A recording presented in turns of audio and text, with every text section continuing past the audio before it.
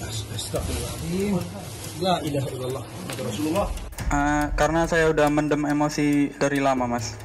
Puncaknya dari kemarin. Saya ngari terus, jadi sampai arah timur, jarak 1-2 meteran, saya menemukan kaki. Alhamdulillah kami telah berhasil mengidentifikasi identitas daripada korban, yang mana korban ini adalah seorang perempuan umur kurang lebih 25 tahun. Dan pelaku menuju ke dapur mengambil sebuah pisau yang ditusukkan di bagian leher yang mengakibatkan hilangnya nyawa korban.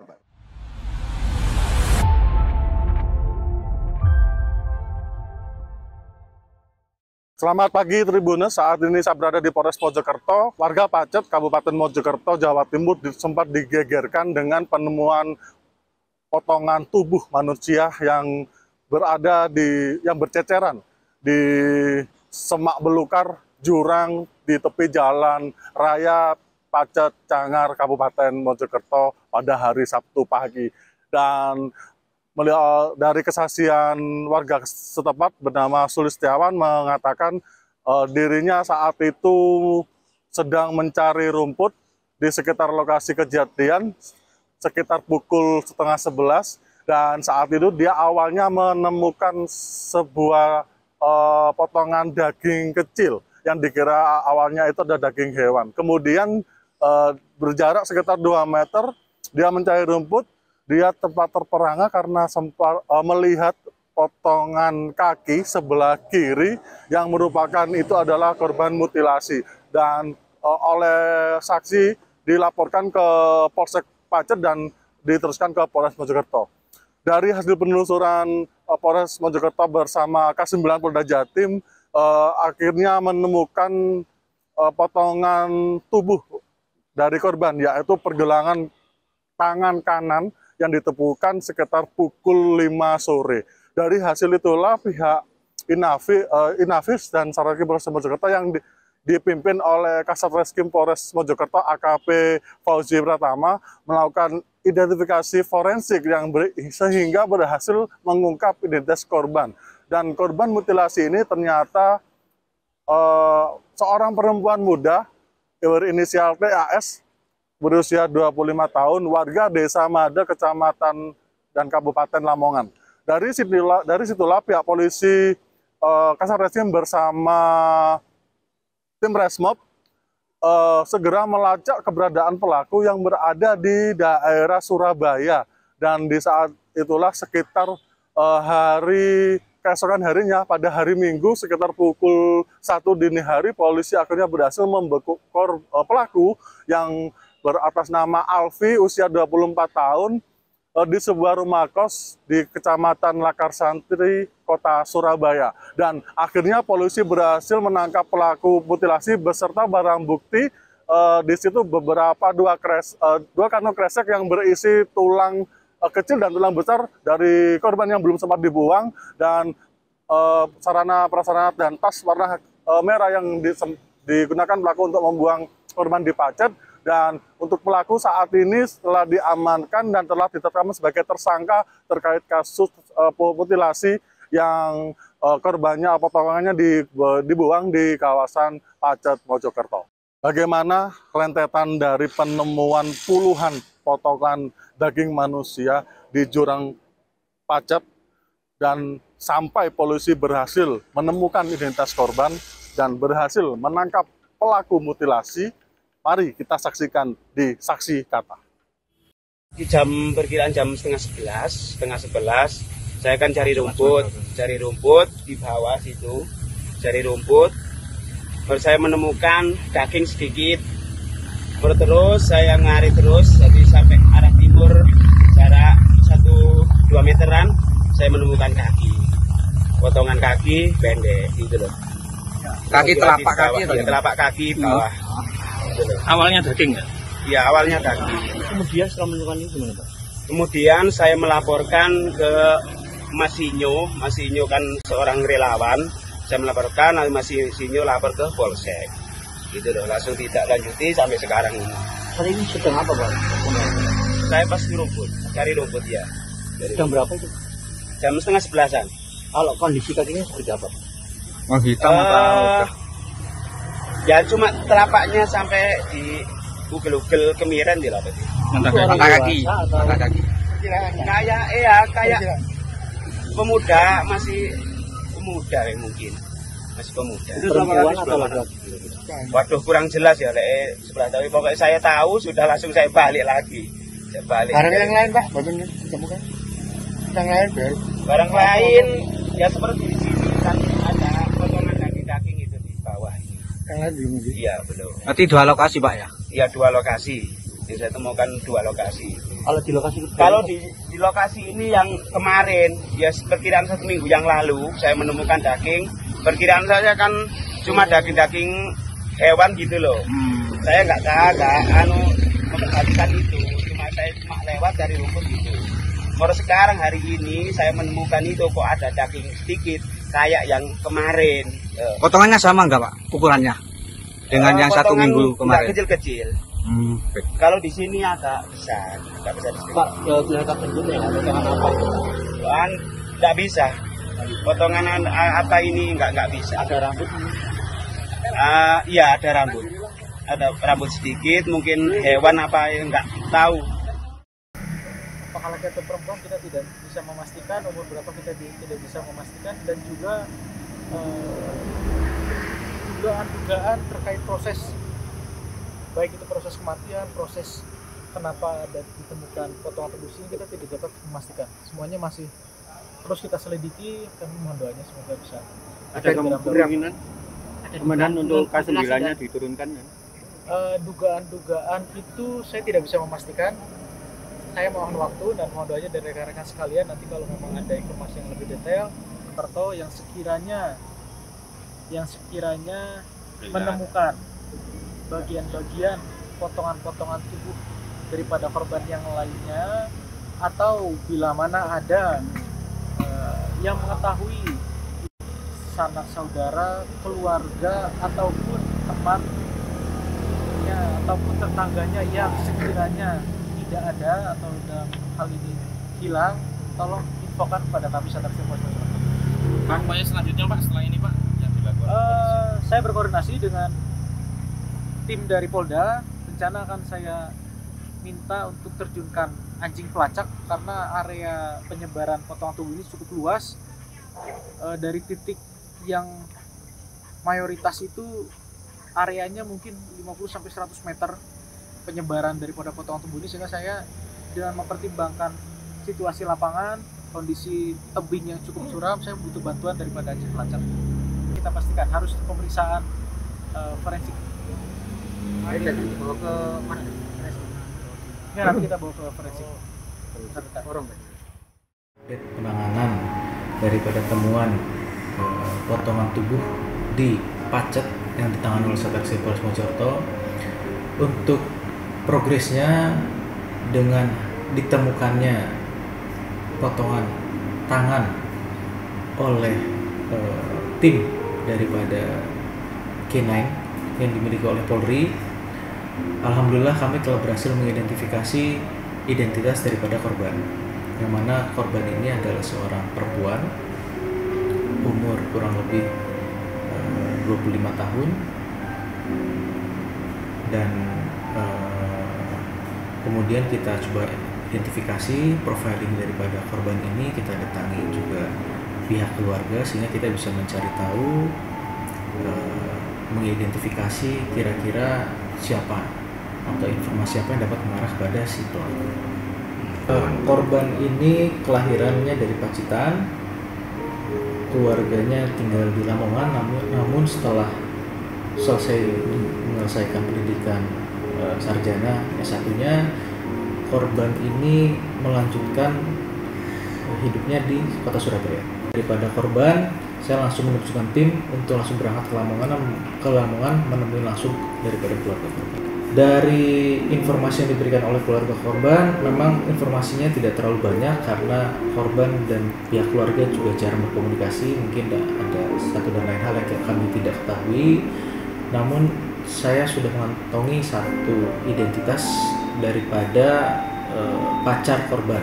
Nanti kita dalami. Di tulang belulang bagian tubuh yang sudah kami temukan langsung kami bawa ke Rumah Sakit Bayangkara Porong untuk selanjutnya dilakukan uji forensik oleh ahli di sana. Hanya singkat cerita, saya menerjunkan tim dan relawan untuk mencari potongan-potongan yang ada di TKP. Saya sisir seluas area kurang lebih 200 meter, yang mana walaupun kondisi TKP cukup berbahaya karena posisi sangat curam. Saya hanya berhasil menemukan 62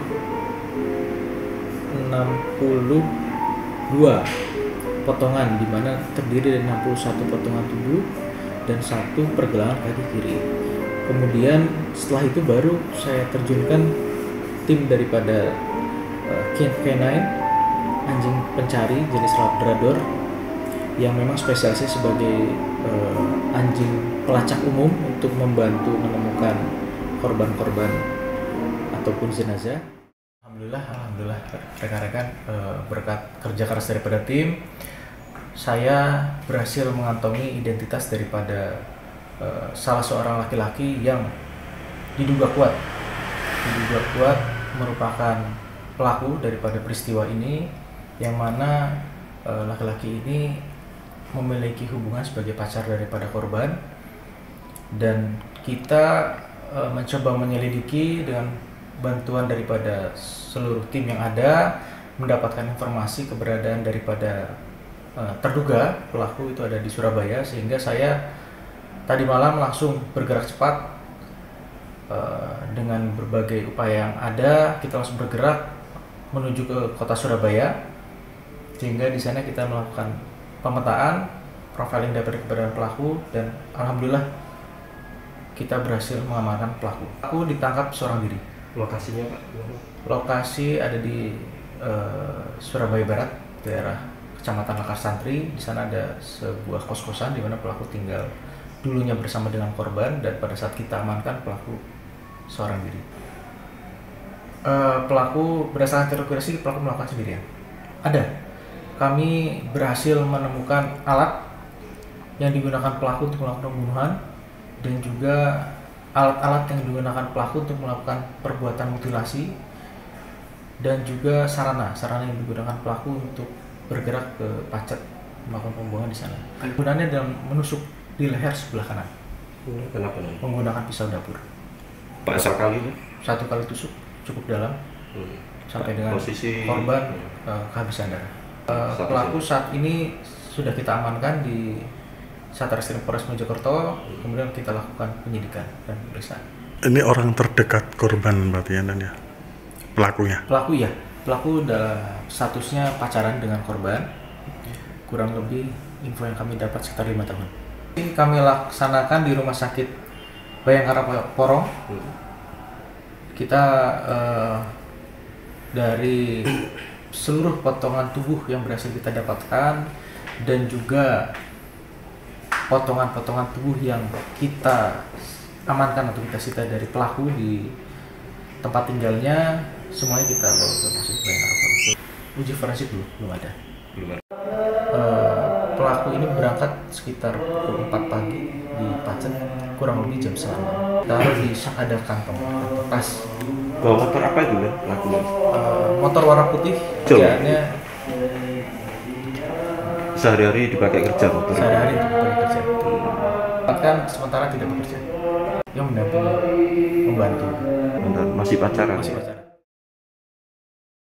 Baik rekan-rekan sekalian, saya sampaikan pada suatu peristiwa di wilayah Pacet, tepatnya di Pacet Utara, di jurang tepi jalan raya, jalan jalur Pacet menuju ke arah Batu, ditemukan salah satu potongan tubuh berupa telapak kaki sebelah kiri oleh seseorang dengan inisial S.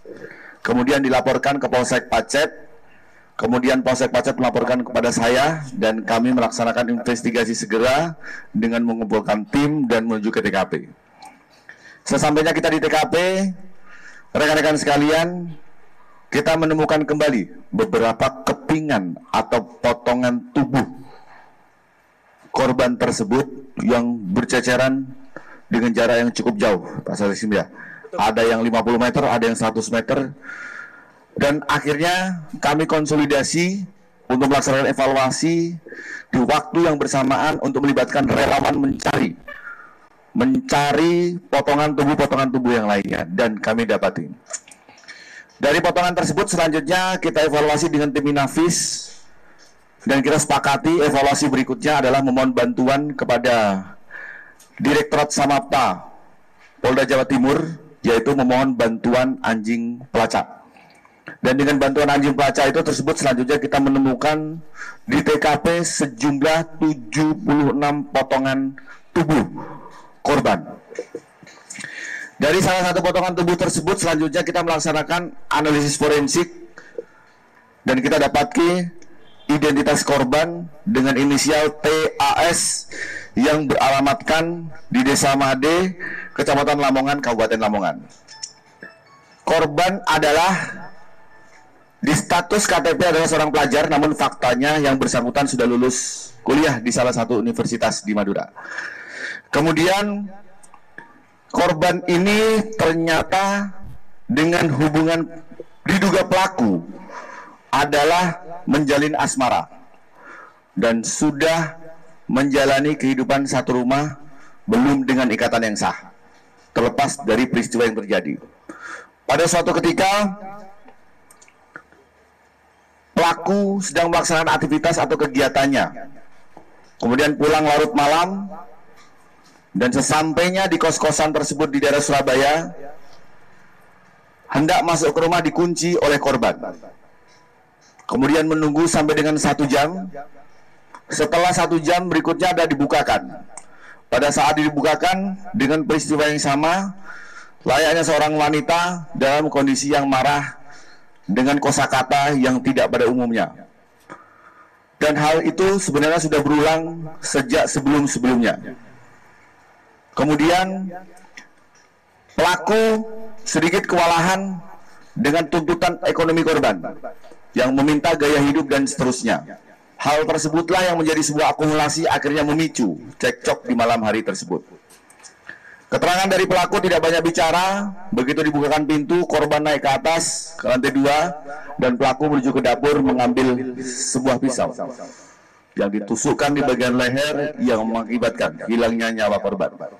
Selanjutnya dilakukan peristiwa keji di kamar mandi dengan memotong-motong tubuh korban dan memisahkan bagian daging dan tulang. Kemudian di TKP kita menemukan potongan bagian kepala yang diletakkan di belakang lemari yang hendak dilakukan atau dimusnahkan oleh yang bersangkutan. Kemudian ada beberapa potongan yang sudah dilakukan pembuangan di hari tersebut di wilayah Pacet. Kita menemukan potongan tersebut berdasarkan laporan warga di tanggal 6. Dan di tanggal 7-nya kami langsung melakukan penangkapan. Diulangi, di tanggal 7 dini hari jam 3 pagi kami langsung melaksanakan penangkapan. Tentunya diawali oleh serangkaian kegiatan upaya kepolisian dengan teknologi Inavis ataupun digital forensik yang dilakukan dan dipimpin oleh Kepala Satuan Reserse Kriminal Polres Mojokerto, dan membuahkan hasil kita laksanakan penangkapan di TKP tersebut. Yang bersangkutan melaksanakan aksinya sebenarnya di tanggal 31 Agustus 2025 sekira pukul 02 dini hari, karena dia pulang menunggu selama 1 jam. Begitu dibukakan pintu, eksekusi dilakukan. Motif dari yang bersangkutan tentunya adalah diawali dengan motif asmara, melaksanakan kegiatan suami istri yang belum sah, kemudian tuntutan ekonomi, kemudian rasa kekesalan yang berlebihan sehingga terjadi peristiwa tersebut. Kemudian persangkaan pasal yang akan kami sangkakan pada yang bersangkutan adalah 340 dan atau 338. Artinya dia merencanakan peristiwa 338 ini dengan sebuah perencanaan sehingga kami mainkan pasal 340 dengan ancaman hukuman minimal seumur hidup dan tidak menutup kemungkinan untuk mendapatkan hukuman yang setimpal, tergantung vonis di pengadilan nanti. Saya menjelaskan nanti ada kasat serse secara detail juga mungkin bisa menambahkan bahwasanya yang bersangkutan pernah bekerja sebagai tukang jagal hewan. Jadi dia pernah bekerja sebagai tukang jagal hewan pada suatu ketika dalam momen kegiatan di mana dibutuhkan gagal hewan tersebut dan dia pernah bekerja disebut. Adapun yang melatar belakangnya dia melakukan tersebut adalah kekesalan yang berlebihan dengan omelan seorang korban, dengan tuntutan ekonomi yang tentunya semua ini diawali dari kehidupan suami istri yang belum sah sehingga berlarut-larut sampai dengan peristiwa yang terjadi. Berdasarkan keterangan korban, seorang wanita tersebut tidak dalam kondisi yang hamil. Demikian, rekan-rekan. Ada lagi? Bagian dari upaya yang bersangkutan memutilasi, membuang, memusnahkan, bahkan sementara masih menyimpan bagian tubuh tertentu untuk menghilangkan jejak.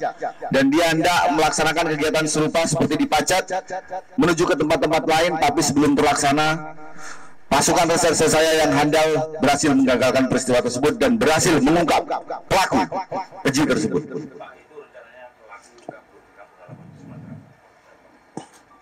Kemanapun dia berlari, saya pastikan tugas saya adalah membuat terang perkara pidana tersebut dan menangkap pelaku. Dan saya ingatkan, melalui kesempatan ini, jangan jadikan Pacet, saya ulangi lagi, jangan jadikan Kecamatan Pacet tempat untuk membuang jenazah. Karena sudah 4 kali selama 1 tahun saya berada di sini, semua kami ungkap dan peristiwa 338-nya bukan di wilayah Pacet. Auzubillah min dzalik. Saya pastikan Pacet adalah tempat yang indah, Pacet adalah nuansa alam, Pacet adalah milik alam semesta beserta isinya. Saya pastikan kepada pelaku-pelaku yang akan menjadikan Pacet tempat pembuangan terakhir selama saya masih menjadi Kapolres Mojokerto, saya pastikan saya tangkap orang tersebut. Berapa lama korban dan pelaku ini menjalin hubungan, Pak? Kurang lebih 4 tahun. Dan ingat, hubungan tersebut tidak ditandai dengan akta nikah. Jadi saya tegaskan di sini, hubungan yang bersangkutan adalah hubungan suami istri yang belum sah. Berdasarkan keterangan yang bersangkutan tidak juga dilakukan. Pak, kalau melihat kondisi korban yang sebegitunya, Pak, apakah ini tergolongnya haji? 20 tahun saya jadi polisi, dari IPDA sampai AKBP, baru kali ini saya lihat kerpihan potongan tubuh manusia diperlakukan layaknya hewan yang hendak digunakan santapan. Diperlakukan betul-betul menjadi kecil-kecil. Nanti kita bisa lihat dokumentasi barang bukti yang bisa sudah perlihatkan. Terlampir di sini yang dia gunakan untuk menusuk adalah, silakan kasat tolong diangkat. Yang dia gunakan untuk menusuk adalah pisau. Yang dia gunakan untuk memecah-mecah tulang adalah pisau besar.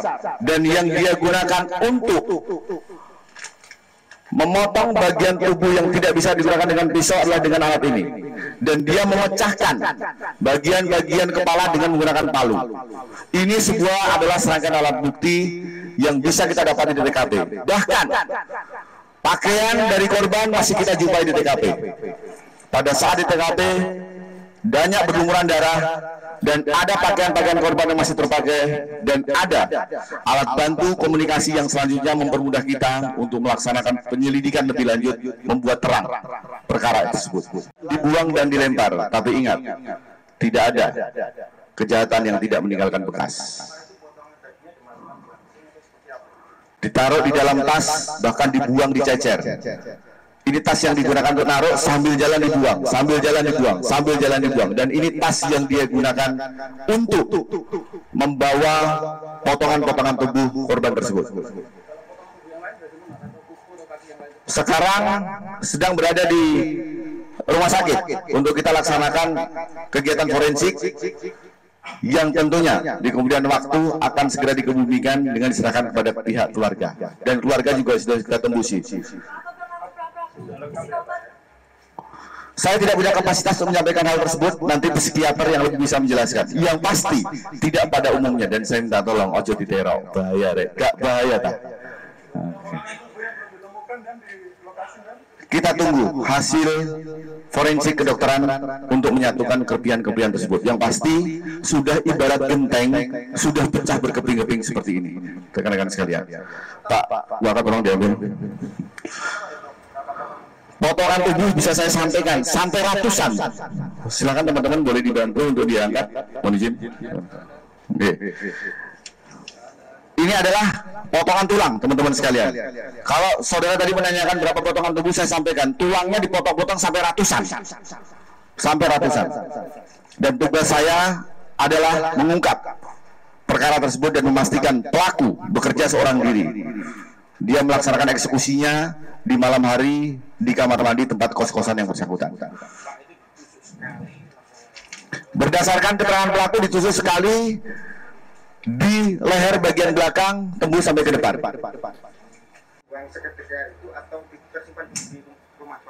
Ada yang masih tersimpan di rumah kos dan ada yang dibuang pada saat dini hari sebelum subuh dia lakukan. Dengan dia berjalan membuang sehingga ditemukannya ada yang 100 meter, ada yang 200 meter.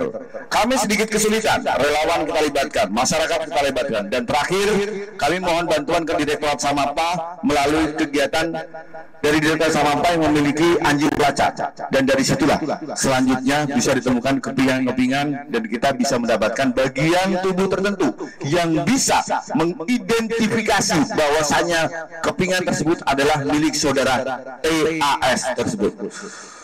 Terakhir, silakan. Sudahlah, itu dari motif, sudah sampai ya. Pekerjaan pelaku, dia sudah lulus kuliah dan saat sekarang ini dia bekerja sebagai serabutan. Kadang bekerja A, kadang bekerja B, kadang sampai larut malam.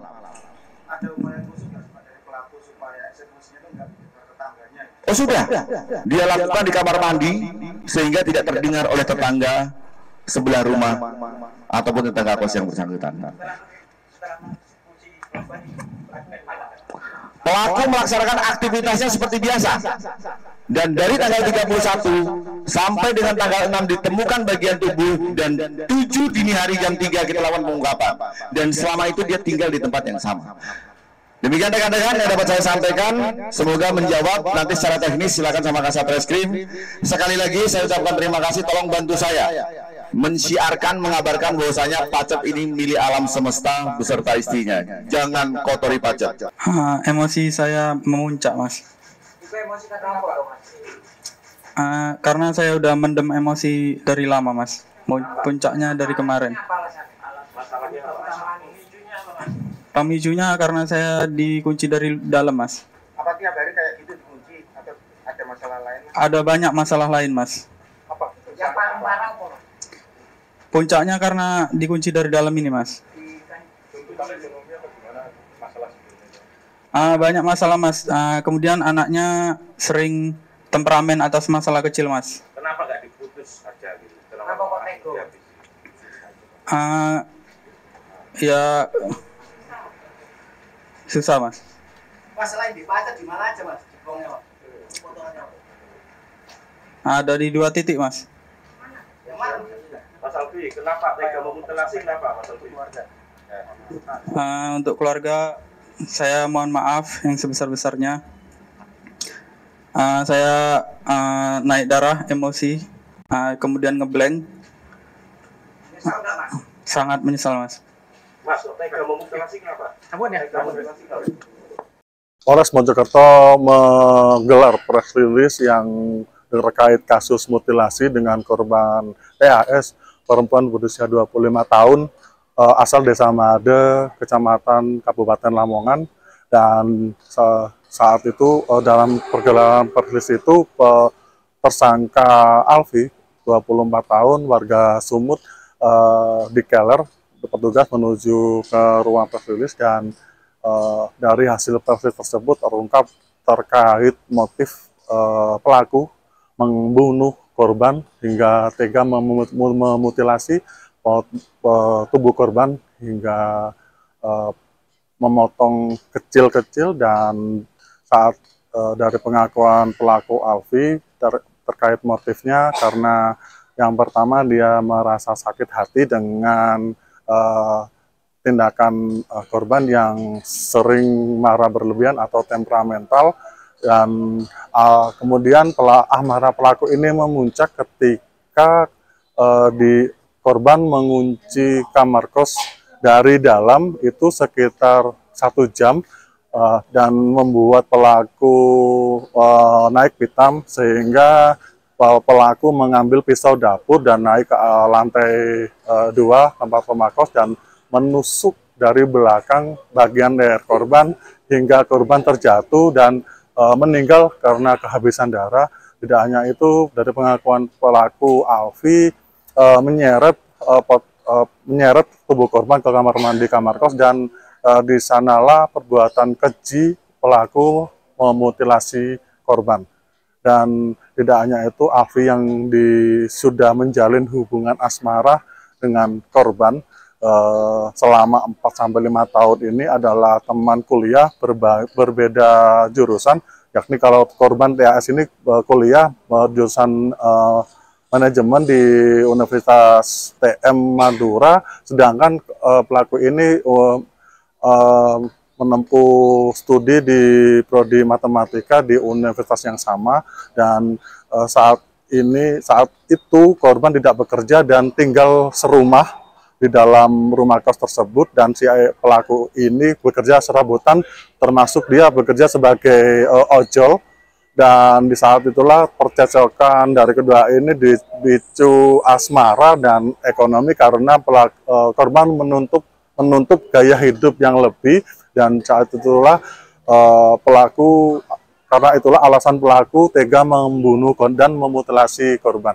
Seperti yang disampaikan Kapolres Mojokerto, AKBP Ikram Kurtarto mengatakan bahwa pelaku ini sebelumnya juga mempunyai riwayat atau pengalaman menjadi tukang jaga hewan, sehingga kemungkinan itu yang digunakan pelaku untuk memutilasi hingga memotong dan bahkan menyayat, memisahkan tulang dan bagian daging korban hingga berbentuk potongan kecil-kecil.